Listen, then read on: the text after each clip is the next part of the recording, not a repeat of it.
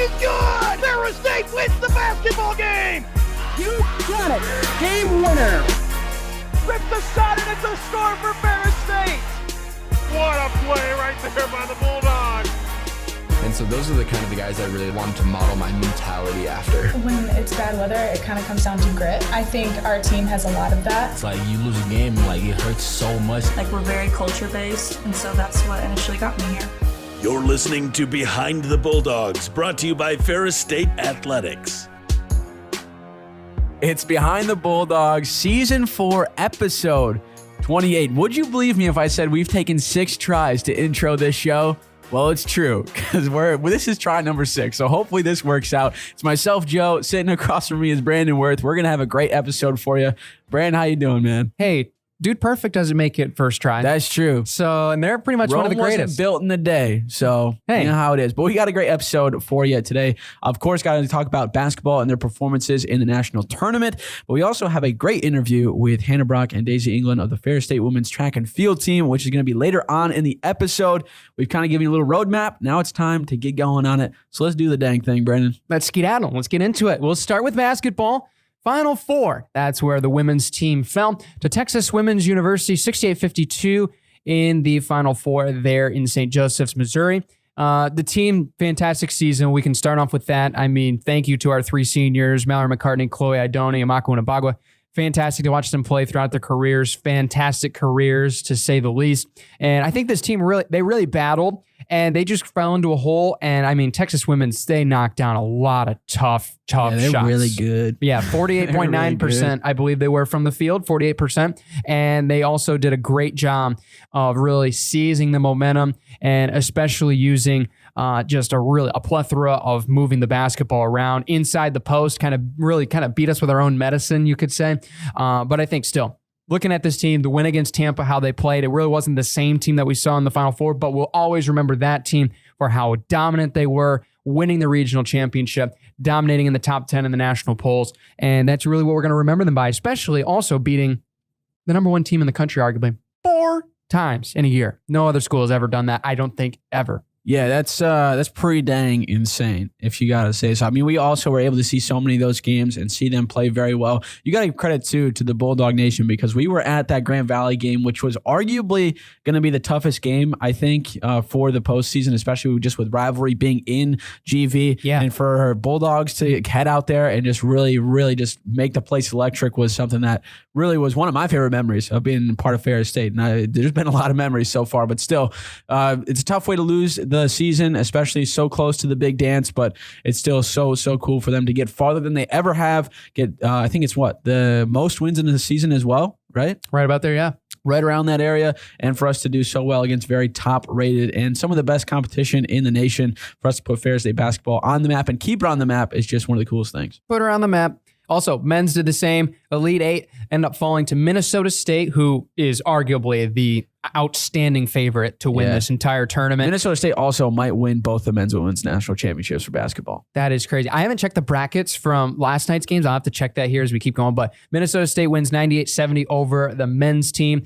They really just knocked down a bunch of big shots in the first half. They shot 58% from the floor. We had some sloppy turnovers, and it wasn't the best game that we played either. Honestly, very similar to the women's team, where we just kind of saw a little bit of a different team.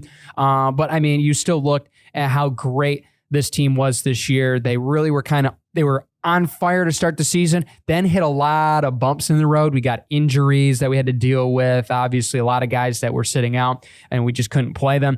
And it was really tough to battle through that. But I mean, especially for this team's resilience, they really showed it. I mean, GLIAC tournament champions, regional champions, and especially for the 6 seniors, Ben Davidson, Baez Grzula, Samari Lee, Dulapo Liinka, Jack Ammerman, Deshaun Munson, some of those guys, 4-year, 5-year, 6-year guys like Ben Davidson with us the whole way. Or if it was Jack or Deshaun that joined us for just this year, everybody contributed, everybody made their part, and this team was certainly special, and that's what we'll remember them by.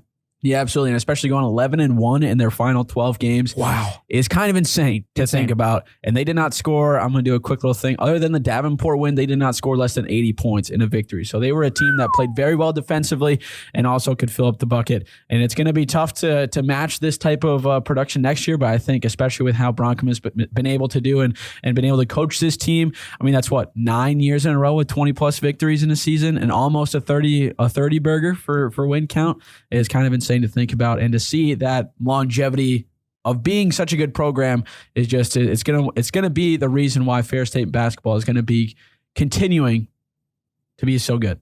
Amazing. They really have been amazing, man. It's certainly great to see the fan support for hoops, as well as all of our other spring sports as well. Yeah. Speaking of which, softball played in action on Monday. They were playing actually today as we're releasing this episode against Grand Valley. So if you're listening to this right now on the Spotify or Apple Podcast platform, get on over to the softball complex. But anyway, if you're with us over the weekend, we'll recap you next week as well. Saginaw Valley State, we split, lose the first game, win a hard-fought defensive second game, 1-0. And it was just Ashley Webb was an absolute gem in that second game. 7 innings, only 3 hits, no earned runs, only 1 walk. She was absolutely dominant. And it just shows that Coach Schumann's team, he told us in the interview back a little while ago, they're willing to do whatever it takes to win, and they are showing it right now. Even if it's not hot bats, they're winning in the field, they're winning the short game, and they're doing whatever it takes to just claw, scrap, and get some wins. Yeah, people might not like small ball, but when it wins games, it wins games. You know what I'm saying? Exactly. Yeah. You just got to do what it takes. Exactly. And this team is built for it, and they're certainly showing it so far. And I mean, we talked to Jaden Joseph last week. She said, we're going to be in it. We're expecting to be in it. We're going to be in it. And that's a really good start to split with Saginaw. For real. To start the season. So speaking of which as well, over with track and field, they're over in Bowling Green right now, which I'll explain here in a little bit why we aren't going there. Well, actually, you heard that from Hanna and Daisy in the interview, so we'll even let that go there. Track and field's great start at the Lee Invite in Cleveland, Tennessee. Great performances. It was the first time we ever went to this meet. So it was very exciting there. We saw some great performances. Aaron Pierce won the long jump in his flight, as well as Devin Dennison, third in the hammer throw. Cooper Sorensen places himself in the top 10 all time in the 10,000 in his debut. Also great run from Brennan Kearney as well in the same event. But especially shout out to some of the other great athletes, throwers wise. They competed until 11 p.m. in Tennessee. Dude. In 11 o'clock. I believe I was talking to Devin. He said his last throw was at 11:08 p.m. and they didn't get back to the hotel until just before 2 o'clock. That is insane. Crazy stuff. But they performed really well. Everybody performed really well. You can find the full recap first at bulldogs.com to find everybody in their times and their places. But it's really a good start to the season, as you'll hear from Daisy and Hanna here in just a little bit. Yeah, for sure. I'm looking forward to it. Now, tennis was in action as well. Yeah, they were. How about 2 sweeps for GLIAC? No big deal, man. No big deal. I mean, come on. Purdue Northwest, Davenport both go down to the hands of the Bulldogs. 5-2, 7-0 against Purdue Northwest in women's, men's respectively, and then 4-3, 6-1 women's, men's in Davenport. Really big wins for Coach Doran. I mean, we talked to him a little while ago on the show. I mean, he was just talking about how depth is really a big part of this team, and they're just continuing to show that no matter what might be an obstacle, they're still fighting. And I think especially the depth on both teams, and especially at the top, you're seeing some of these guys now in their second, third year really excelling in both doubles and singles formats, especially the doubles, because that's the important one that Coach Doran stresses. And I think that's a huge start for them, just continuing to get to GLIAC play and picking up some W's to start the year. Yeah, absolutely, and especially with how deep this GLIAC conference is. We were talking about Coach Doran. He said he's never seen it this competitive. It's going to be tough for a team to come out on top at the end of the year for the regular season and in the tournament. But with performances like this, I think both teams are going to really set themselves up to be at the top of the table at the end of the season. For sure, yeah. We'll also recap golf next week once we get all the results from the Findlay invite as well as the SVSU spring invite. We'll break that all down with possibly a golf guest next week. Whoa. So stay tuned for that. But we got a great interview to do, Joe. So yes, we do. Without further ado, let's swing it to the interview. Now joined here in the interview room, we got 2 track and field athletes on the girls' side, Hanna Brock, Daisy Englund. Welcome to the show, guys. Thank you, Brandon. Thank you. It's great to have you guys on, especially making time out of your schedule. I mean, we had a little bit of a mess up. We were supposed to do it yesterday, but we're here today having a good time. But I mean, tell us about it. I mean, you guys get a little bit of a week off with the holiday not going to the Hilltopper invite. What's it like to kind of just get a little bit of rest and relaxation and just kind of get ready for next week? It's been super nice. It was a nice surprise, I think. A lot of the girls, I think we were starting to get a little sick after last weekend. So it was It was nice, and we had a really good workout this morning, which is exciting. So I'm excited to get a little break before we've got track meets for the rest of the month. Yeah, I feel like the break was needed. I feel like after we traveled 11 hours, like it was a long traveled 3 or 4 days because we left Thursday morning at 8 a.m. and then didn't get back Sunday night till 6:30. So it was like school the next morning at 8 a.m. Like I was like, man, I need a break. And then coach had texted us saying that only the sprinters and the throwers were going. So I was like, man, this might be a good time to catch up and get everything done before the week starts again. Yeah, for sure. And travel can be super tough. I mean, we've been through it throughout our years. What are some of the go-tos that you guys have personally where long road trip up ahead, got to get through it somehow? What are some of those go-tos? Movies, music? What's kind of the vibe? Music. Daisy's got a pretty banger playlist. She gets us through the road trip. DJ Daisy on the track. She always comes with her aux cord, chargers.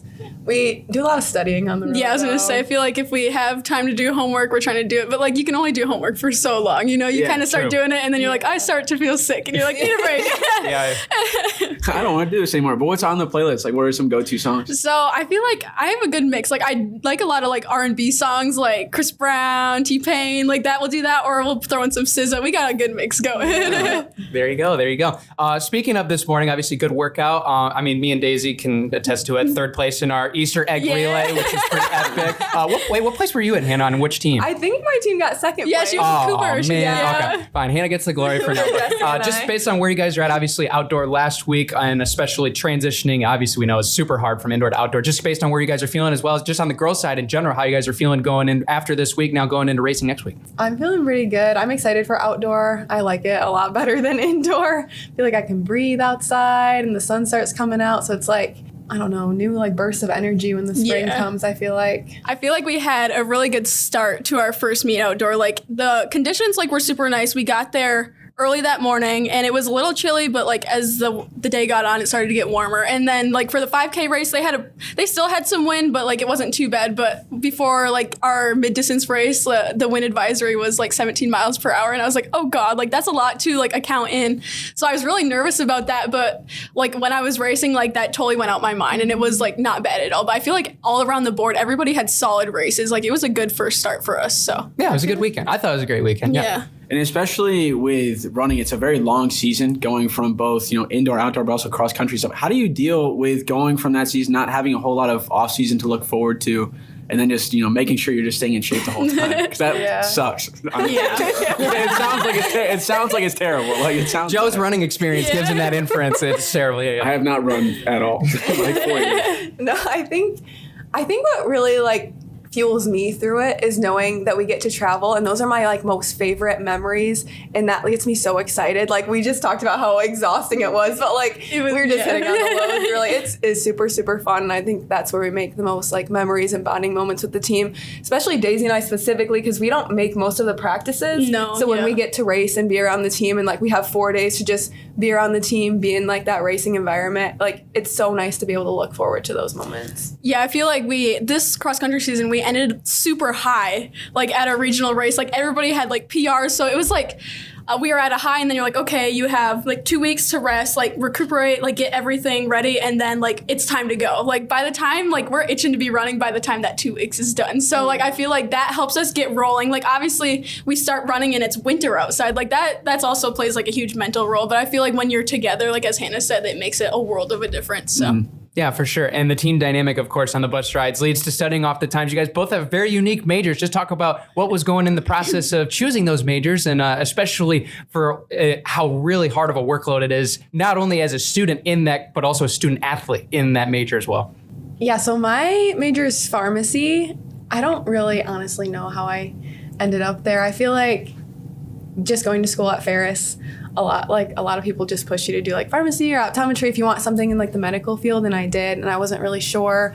But in high school, my coach's wife was a pharmacist, and then now in college, Jared's wife Shelby's a pharmacist, and I really looked up to both of them, and I liked what they did, and I talked with Shelby in a couple of the runs, and she's like, yeah, you should just go for it if you don't know what else you're doing, go for it. And it's been tough, but it's nice. It's rewarding. Kudos to you. I thought sports comm was hard, so I can't even imagine. Yeah, so my major is medical laboratory sciences, and like how I like found out that I wanted to do that was in high school. I had a science teacher that was a med lab tech.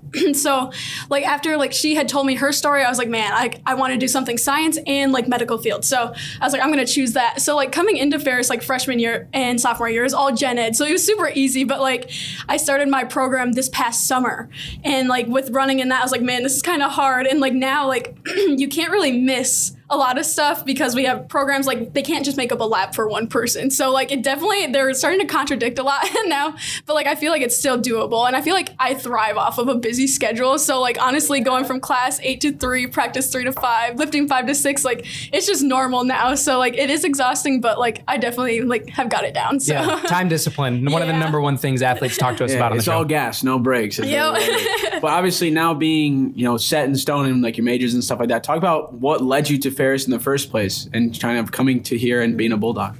Well, Ferris is like home for me. Say, Hanna didn't have too far of a drive to get here. Yeah. You are from Big Rapids. I'm from Big Rapids, so yeah, I think coming out of high school, I just didn't really know what I wanted to do yet. So I was like, let's try Ferris out. And I met with Jared and had a really good visit and met with the team, and I loved it. So yeah. I feel like my pathway was kind of unexpected. I really didn't know whether I wanted to run in college or not, but I'm like, I feel like I had a lot more to prove. So I was like, okay, let's go somewhere. And then I was also like, I've been in the UP the last 18 years of my life. I'm like, let's try somewhere different. So I feel like how I ended up down here, and like I love it. So it's been awesome. It's big time. Yeah, for sure. And especially with the grind of the season, just talk about some of the things that, might be an off day, might be a wake off of racing. Like, what are some of the things you do on the outside, hobbies, just to, get your mind away from racing and just enjoy what's out there?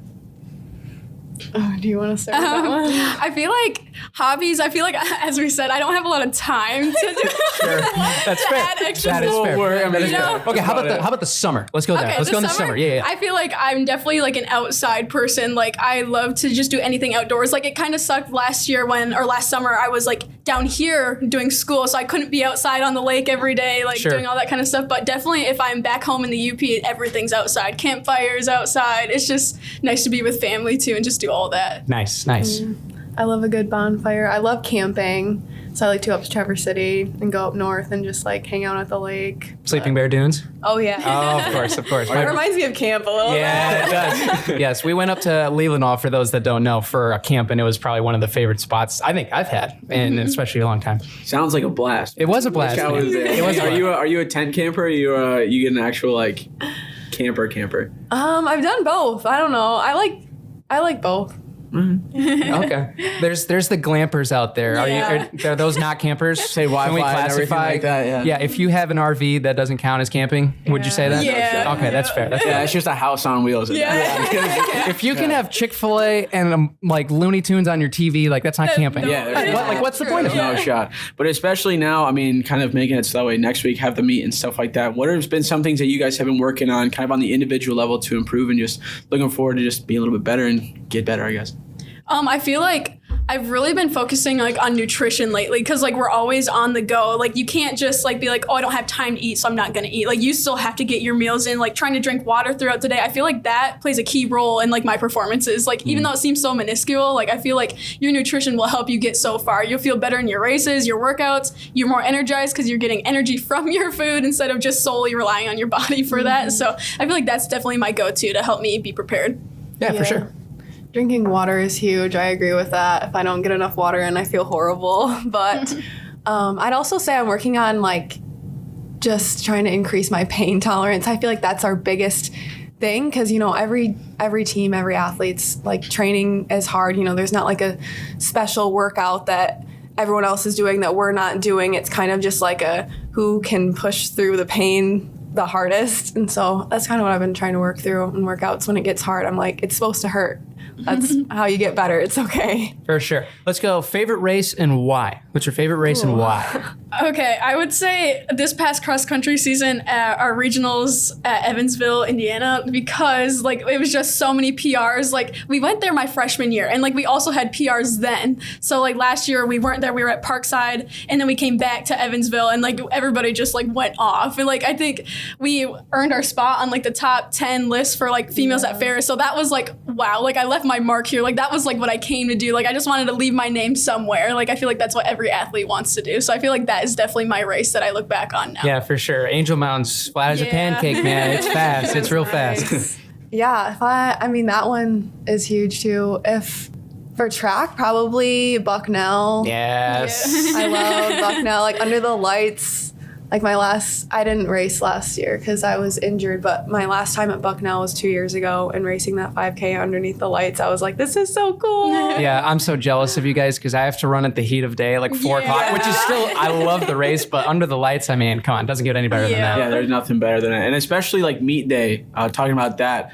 Are you guys more of like kind of get lock in from the start, like don't talk to me, or are you more of I'm just gonna hang out and then like right before I'll lock in and after that I'll just hang out? I feel like I'm definitely a little bit of both. Like on the way there, I'm like, okay, let's be bubbly. Like, let's not stress about the race. But then like when it's like an hour before my race, I'm like, okay, like we actually have to think about what we got to do. Like you're going to be sprinting in an hour. Like, are you ready for this? Like, so then I feel like I listen to music, but like if I'm warming up, I take my music out. Like I try to visualize it and like without music. Cause I'm like, I'm not racing with music. So don't let it like help me in that way. So I feel like I take out the music, do my warm up, do my drills. And then I'm like, okay, that's when I don't really like anybody talking to me. But like when we get on the line, then it's go time. Yeah, stone cold killer. There you go. Yeah. I'm kind of the same. I feel like I space out times where I'm like, okay, you're going to lock in for like 10 minutes and you're going to think about your race, visualize your race. Even the night before, like I'll start doing that. And then like the morning of, I'll take 10 minutes and kind of do that too and just think about it so that I'm prepared when I'm actually on the line. But I definitely try to not stress too much about it. I like to try and stay bubbly and just like have fun with it. Enjoy, especially because it's my senior year. So it's like enjoying the time that I have and not like stressing too much, but just like taking it all in. Okay, yeah. I'll steal a question from Coach Kelch that we've had on the bus rides. You're walking up to the line in the Olympics, you get introduced with a song coming out. What's the one that you're popping to in your warm-up, if you had to pick? The song, I would say Feeling Myself by Nicki Minaj and Beyonce. Ah, okay. Like it. Maybe Run This Town, Jay-Z. Of course. That's been a staple in the playlist for as long as I've been here, so for sure. Yeah, rightfully so. Has your approaches kind of changed throughout your career and stuff, or has it been basically the same thing? Because I feel like that's one of the big things is kind of adapt and figure out what works for you. I feel like freshman year, I definitely had a different approach. Like I feel like I came and I didn't know like anything. I was like, well, here we go. We're just going to race. And now I'm like, okay, now you've competed at this level for 2 years. Like now I really know how to lock in and get focused a lot better and visualize it. Because freshman year, I was not visualizing anything. I was like, okay, I have to race. I have to do this. Now it's more like put those pieces together and then you'll get the result. Yeah.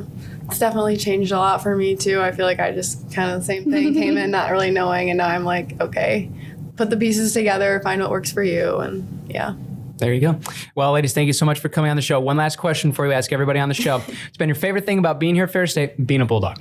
I would say the energy here is awesome. Like we just had like the basketball teams just went to the Final Four, the Elite Eight. Like I feel like all around like the energy is just so awesome. Like it's just so cool to be here too and like know you're part of like the football, like they went to the national champions. Like we have like all that surrounding. So I feel like just being in that environment is so crazy cool. Yeah, very cool. Yeah, I'd agree. The energy is really good. And I feel like it's just nice to go to a school where it's like we're not just competing. It's like we're competing to win. Like we're here and like we're doing it. So yeah, for sure. Absolutely. Well, Daisy, Hannah, thank you so much for coming on the show. Appreciate you. And good luck for the rest of this year. Thank you. Thank you. Big thanks to Hannah and Daisy for joining us on the show. We'll give you a quick Ferris State sports slate before you go. We'll start on Friday, the 29th. Hilltop relays in Bowling Green, Kentucky for the sprints and jumps track and field crew, as well as softball, 2 o'clock, 4 o'clock. If you're in town, you listeners, get on over to the FSU softball complex. 2 o'clock, 4 o'clock start for softball on Friday. Yeah, do it. Hilltop Relays continues on to the 30th. Men's and women's tennis have a 10 a.m. and 2 p.m. start against Grand Valley. So anchor bone, that one's going to be insane. And then softball has a doubleheader against Davenport at Davenport 1 and 3. Absolutely. And then obviously April 1st and 2nd, we got golf, Indianapolis Invitational for men's and women's, as well as on Tuesday the 2nd, softball as well, concluding for Wayne State in town, 2 o'clock and 4 o'clock, a rescheduled game there at the FSU complex. But before we go, Joe, we got to make sure that we thank our friends at the Car Center for making this show possible. The best and biggest body shop. If you need body work for your vehicle, head down to Rogers Heights. Give our friends over at Car Center a call or visit online, carcentermi.com. Yeah. Do it. That's about it. Yeah, that's pretty much all you can do, right? Yeah. Well, that's going to do it for the episode. So until next time. Take care, everybody.